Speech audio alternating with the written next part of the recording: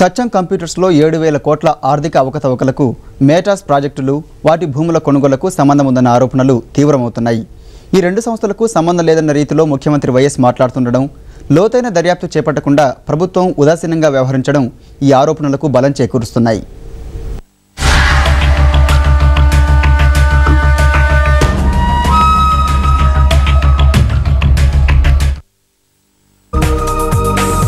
సత్యం వ్యవహారంలో నేర పరిశోధన విభాగం ప్రభుత్వం కొనసాగిస్తున్న దర్యాప్తుపై పలు వర్గాలు భిన్నంగా స్పందిస్తున్నాయి. ఏళ్ల తరబడి తక్కువగా ఉన్న ఆదాయాన్ని ఎక్కువ చేసి చూపడం వల్ల 7,000 కోట్ల అంతరం వచ్చిందని సత్యం మాజీ చైర్మన్ రామలింగరాజు తన రాజీనామా లేఖలో ప్రకటించిన అంశంపై సందేహాలు వ్యక్తమవుతున్నాయి.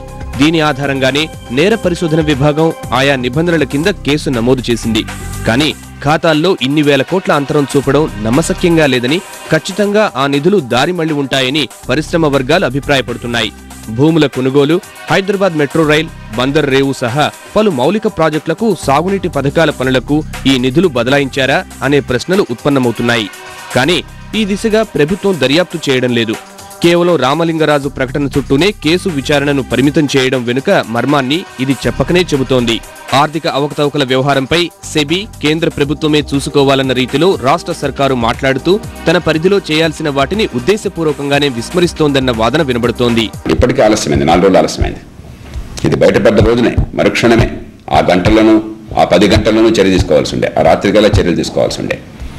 ఆ కంపెనీని బతికించడం ఎట్లా, 53,000 ఉద్యోగాల్ని కాపాడడం ఎట్లా, మరి ఈ కంపెనీకి వ్యాపారం ఇచ్చిన వాళ్ళకు నమ్మకం పోకుండా చేయడం ఎట్లా, అకౌంటింగ్ ఫ్రాడ్ వేరు, కంపెనీ చేస్తున్న పని వేరు. కాబట్టి దీన్ని, ఆ కంపెనీ చేస్తున్న పనిని బతికించడం ఎట్లా అన్న విషయంలో మాత్రం చొరవ కనిపించలేదు. ఒక వారంలో ఒక ప్రాథమికమైనటువంటి కంక్లూషన్స్కి వచ్చి అది ప్రజల ముందు పెట్టేటువంటి శక్తి ఉన్నవారు ఉన్నారు. అలాంటి వారిని కనుక వెంటనే ఈ విషయాలని విచారించి నెక్స్ట్ ఏం చేయాలి మేము, ఉదాహరణకి హైదరాబాద్ మెట్రో ఉన్నది, ఏం చేయాలి, దానికి ఇతర ప్రాజెక్టులు ఉన్నాయి, ఇరిగేషన్ ప్రాజెక్టులు ఉన్నాయి, లేకపోతే ఇన్ఫ్రాస్ట్రక్చర్ ప్రాజెక్టులు ఉన్నాయి, కొన్ని ఓడరేవుల వగైరాలు ఉన్నాయి, రకరకాల ప్రాజెక్టులు ఉన్నాయి. వాటిని ఏం చేయాలి ఇవాళ? తర్వాత ఇక్కడ అవకతవకలు ఏం జరిగినాయి, ప్రభుత్వం భూమిని కేటాయించడంలో తప్పులేం జరిగినాయి, భూముల చట్టాల విషయంలో పొరపాట్లు ఏమన్నా జరిగినాయా, దాన్ని ఏ రకంగా మనం వెంటనే పరిష్కరించాలని చెప్పి రెంటిని కలిపి చూడాలి.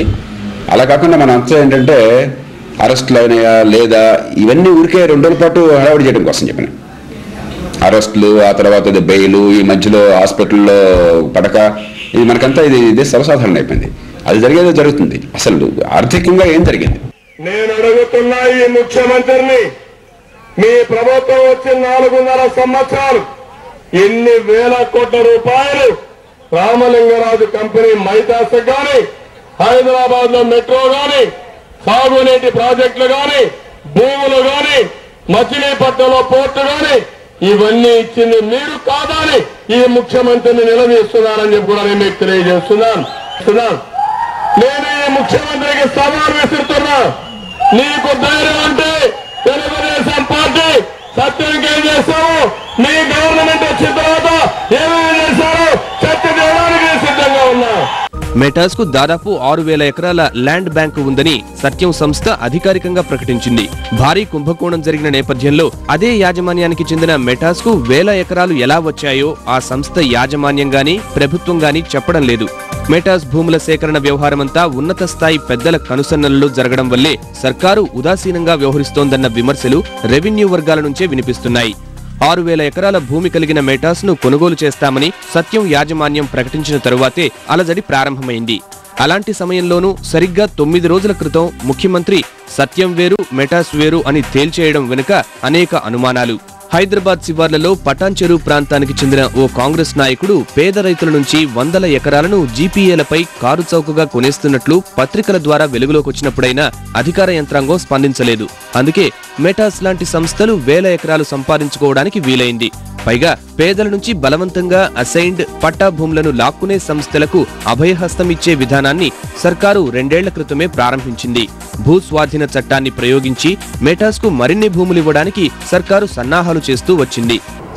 వాళ్ళ మైటాస్ కానీ, సత్యం కంప్యూటర్స్ కానీ, అదే సత్యం కంపెనీలో ఉన్న డైరెక్టర్స్ కానీ, అటు కొంపల్లో కానీ, మేడ్చల్లో కానీ, హైదరాబాద్ చుట్టుపక్కల వేలాది ఎకరాల భూములు ఉన్నాయి.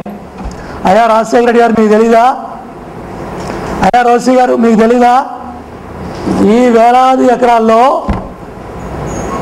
కొన్ని వందల ఎకరాల భూములు అమ్మినా ఒక సత్యం కాదు, 50 సత్యాలని మనం నిలబెట్టవచ్చు. మీ దగ్గర చిత్తశుద్ధి ఉంటే, మీరు ముడుపులకు కక్కుతుపడి ఈ తప్పుడు పనులకు మీరు సహకరించారు కాబట్టే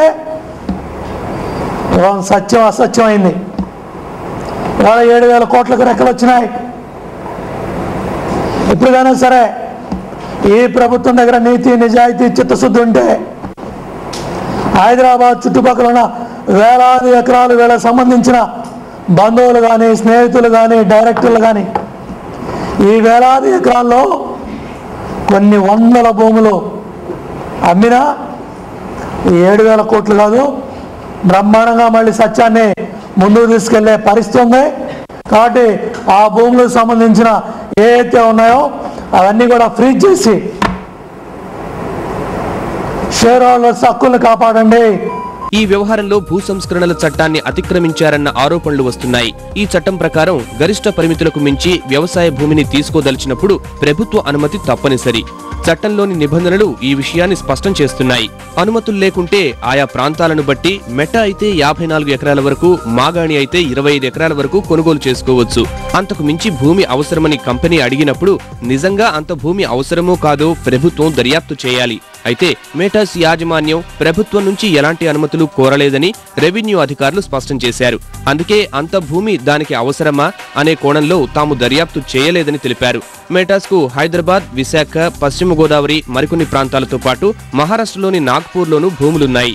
అనుమతులు లేవంటే వాటన్నింటినీ గరిష్ట పరిమితులకు అనుగుణంగా వివిధ బినామీ పేర్లపై కొనుగోలు చేసినట్లు స్పష్టమవుతోంది. ఎక్కువ మంది పేర్లతో భూములుంటే అవన్నీ మేటాస్ పేరుతో ఎలా చలామణి అవుతున్నాయి? సర్కారు ఎందుకు విచారణ జరపలేదు? ఆ భూములను చూసి సత్యం కంప్యూటర్స్ మేటాస్ ను ఎలా కొనుగోలు చేయదలిచింది అనేవి ప్రభుత్వం, మేటాస్ మాత్రమే జవాబు చెప్పాల్సిన శేష ప్రశ్నలు. ఈ 7,000 crores కూడా పొలిటికల్ ఇన్వెస్ట్మెంట్ కొంత ఉపయోగించుంటారు. దాంట్లో ప్రభుత్వానికి ముడుపులు ఇచ్చారు. అదేవిధంగా కొంత ఫ్యామిలీకి ఉపయోగించుంటారు. ఆ అమౌంట్స్ అన్నీ కూడా మైటాస్ ఇన్ఫ్రా, మైటాస్ ప్రాపర్టీస్ వీళ్ళన్నింటి కూడా ఆస్తులు పెంచుకోవడానికి ఉపయోగించినటువంటిది చాలా క్లియర్గా కనిపిస్తూ ఉంది, గ్లేరింగ్గా. ఎంచేతంటే మైటాస్ ప్రాపర్టీస్ దగ్గర హౌసింగ్ కట్టడం కానీ, లేకపోతే 6,000 ఎకరాల పైన వాళ్ళు పర్చేజ్ చేశారు. దీంట్లో అగ్రికల్చర్ ల్యాండ్స్ పర్చేజ్ చేశారు, అదేవిధంగా నాన్ అగ్రికల్చర్ ల్యాండ్స్ కూడా పర్చేజ్ చేశారు. According to land ceiling act కానీ, అర్బన్ ల్యాండ్ సీలింగ్ యాక్ట్ కానీ, ఇంత భూమి ఏదైనా కంపెనీ కొన్నప్పుడు ప్రభుత్వం యొక్క పర్మిషన్ కావాలి. ఆ పర్మిషన్ ఈ ప్రభుత్వం ఇచ్చిందా? ఎన్ని వేల ఎకరాలకి? ఒకవేళ 8,000 ఎకరాలు పర్మిషన్ ఇస్తే ఏమి ఇండస్ట్రీస్ పెట్టారు ఆ భూముల్లో? ఏ భూములకి ఎగ్జంప్షన్స్ ఇచ్చారు? ఎక్కడెక్కడ ఈ భూములు కొన్నారు? ఇవన్నీ కూడా డీటెయిల్స్ చెప్పాలి. మేటాస్ భూ సంస్కరణల చట్టాన్నే గాక పట్టణ భూ గరిష్ట పరిమితి చట్టాన్ని ఉల్లంఘించినప్పుడు సర్కారు కిమ్మనలేదు. ఆ సంస్థ బాచుపల్లిలో దాదాపు 200 ఎకరాల విస్తీర్ణంలో స్థిరాస్తి వ్యాపారం చేపట్టినప్పుడు తెలివిగా వ్యవహరించింది. మేటాస్ ఆ భూమిని 48 మంది పేర్లపై చూపింది. నిజంగా ఆ 48 మంది ఉన్నారా? అవన్నీ పెద్దలకు తెలిసి జరగడం వల్లే అన్నది రెవెన్యూ అధికారుల ముక్తాయింపు. ఇప్పుడు కాసేపు విరామం.